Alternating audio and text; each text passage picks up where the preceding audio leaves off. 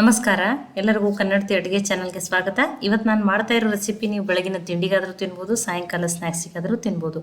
ಒಂದೇ ಥರದ ಬ್ರೇಕ್ಫಾಸ್ಟ್ ತಿಂದು ಬೋರ್ ಆಗಿತ್ತಂದ್ರೆ ಈ ಹೊಸ ರೆಸಿಪಿಯನ್ನು ಖಂಡಿತನೂ ಟ್ರೈ ಮಾಡಿ ನೋಡಿ. ಇಲ್ಲಿ ನಾನು ಒಂದು ಬಟ್ಲಾಗಷ್ಟು ರೇಷನ್ ಅಕ್ಕಿಯನ್ನು ಒಂದು 3 ಬಾರಿ ತೊಳೆದ್ಬಿಟ್ಟು 3 ಅವರ್ ನೆನೆಸ್ಬಿಟ್ಟು ತೊಗೊಂಡಿನಿ. ರೇಷನ್ ಅಕ್ಕಿನೇ ತೊಗೋಬೇಕತ್ತೀನಿಲ್ಲ, ಡೈಲಿ ನೀವು ಮನೆಯಲ್ಲಿ ಯಾವ ಅಕ್ಕಿ ಯೂಸ್ ಮಾಡ್ತೀರೋ ಆ ಅಕ್ಕಿ ತೊಗೊಂಡ್ರು ನಡೀತದ್ರಿ. ಅಕ್ಕಿನೂ ಚೆಂದಾಗಿ ನೆಂದದ, ಅಲ್ಲಾಂದ್ರೆ ನೀವು ರಾತ್ರಿ ನೆನೆಸ್ಬಿಟ್ಟು ಇದನ್ನು ಬೆಳಗ್ಗೆನೂ ಮಾಡ್ಕೋಬೋದು ರೀ. ಈಗ ಇದ್ರೊಳಗೆ ನೀರನ್ನು ತೆಗೆದುಬಿಟ್ಟು ಇದನ್ನು ಈ ಅಕ್ಕಿಯನ್ನು ಮಿಕ್ಸಿ ಜಾರಿಗೆ ಹಾಕೋತೀನಿ ರೀ. ನೋಡಿ, ಈಗ ಈ ಅಕ್ಕಿಯನ್ನು ಮಿಕ್ಸಿ ಜಾರಿಗೆ ಹಾಕೊಂಡ್ರಿ. ನೋಡಿ, ರೇಷನ್ ಅಕ್ಕಿ ಎತ್ತಲ್ಲ, ಸಣ್ಣ ಅಕ್ಕಿ ಎತ್ತಲ್ಲ, ನೀವು ದಿನಾಲು ಮನೆಯಲ್ಲಿ ಯಾವ ಅಕ್ಕಿದಿಂದ ಅನ್ನ ಮಾಡ್ತೀರಲ್ಲ ಅದರಲ್ಲಿ ಮಾಡಿಕೊಂಡ್ರು ನಡೀತದ್ರಿ.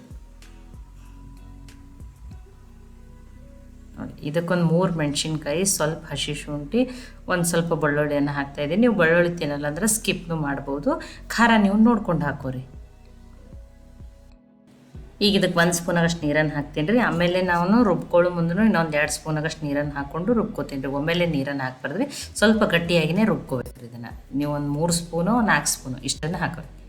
ನೋಡಿ, ನಾನು ಇಷ್ಟನ್ನು ಹಾಕ್ಕೊಂಡ್ಬಿಟ್ಟು ಗಟ್ಟಿಯಾಗಿಯೇ ರುಬ್ಕೊಂಡಿದ್ದೀನಿ ರೀ. ಈಗ ಇದನ್ನು ನಾನು ಬೇರೆ ಪಾತ್ರೆಗೆ ಹಾಕೋತೀನಿ ರೀ. ನೋಡಿ, ಈ ಪಾತ್ರೆಗೆ ಅದನ್ನು ಹಾಕೋತೀನಿ ರೀ.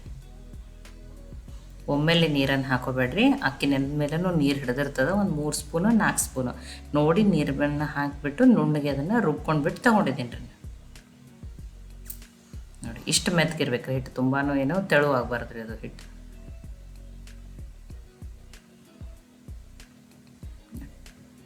ಇದಕ್ಕೆ ನಾನು 1 ಸ್ಪೂನಾಗಷ್ಟು ಜೀರಿಗೆನ ಹಾಕ್ತಾಯಿದ್ದೀನಿ.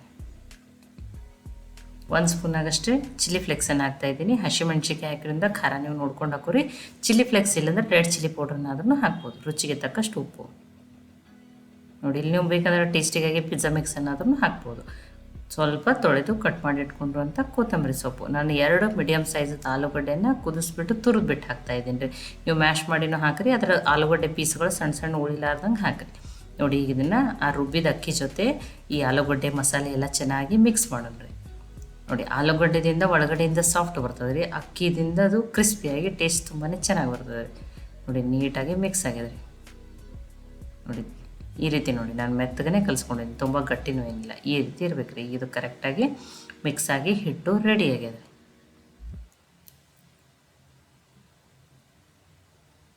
ನೋಡಿ, ನಾನು ಇಲ್ಲಿ ಕೈಗೆ ಒಂದು ಸ್ವಲ್ಪ ಎಣ್ಣೆ ಹಚ್ಕೊಳ್ತೀನಿ.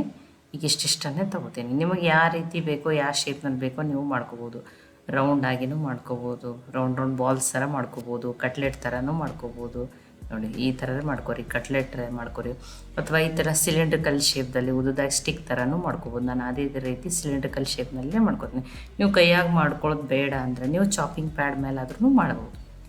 ನೋಡಿ, ಒಂದನ್ನು ಮಾಡಿ ತೋರಿಸಿದ್ದೀನಿ, ಇನ್ನೊಂದನ್ನು ಮಾಡಿ ತೋರಿಸ್ತೀನಿ ರೀ.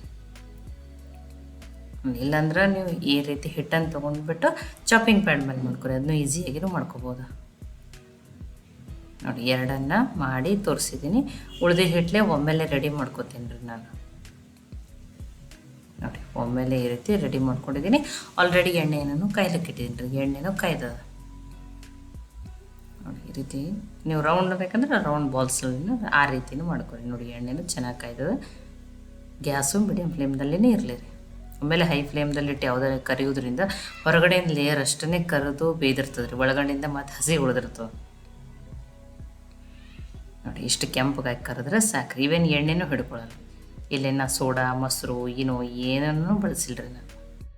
ನೋಡಿ, ಹೊರಗಡೆಯಿಂದ ಕ್ರಿಸ್ಪಿ, ಒಳಗಡೆಯಿಂದ ಸಾಫ್ಟು, ಟೇಸ್ಟನ್ನು ತುಂಬಾ ಚೆನ್ನಾಗಿರ್ತದೆ. ನೀವು ಬಿಸಿ ಬಿಸಿ ಹೀಗೇನೂ ತಿನ್ಬೋದು, ಸಾಸ್ ಜೊತೆ ತಿನ್ಬೋದು, ಕೊಬ್ಬರಿ ಚಟ್ನಿ ಜೊತೆನೂ ತಿನ್ಬೋದು. ಇದಕ್ಕೆ ಏನು ಹೆಸರಿಡೋದು ಅಂತ ಹೇಳಿ ನೀವೇ ಕಮೆಂಟ್ ಮಾಡಿ ಹೇಳ್ರಿ. ಈ ರೆಸಿಪಿ ನಿಮ್ಗೆ ಇಷ್ಟ ಆಗಿದ್ರೆ ಲೈಕ್ ಮಾಡಿ, ಶೇರ್ ಮಾಡಿ, ಕಮೆಂಟ್ ಮಾಡಿ. ಖಂಡಿತ ಟ್ರೈ ಮಾಡಿ ನೋಡಿರಿ. ಮತ್ತೆ ಒಳ್ಳೆ ರೆಸಿಪಿ ಜೊತೆ ಸಿಗೋಣ. ಎಲ್ಲರಿಗೂ ಧನ್ಯವಾದಗಳು. ನನಗೆ ಸಪೋರ್ಟ್ ಮಾಡೋಕ್ಕೆ ಕನ್ನಡತಿ ಅಡುಗೆ ಚಾನಲನ್ನು ಸಬ್ಸ್ಕ್ರೈಬ್ ಮಾಡಿ, ಬೆಲ್ ಐಕಾನ್ ಪ್ರೆಸ್ ಮಾಡಿ.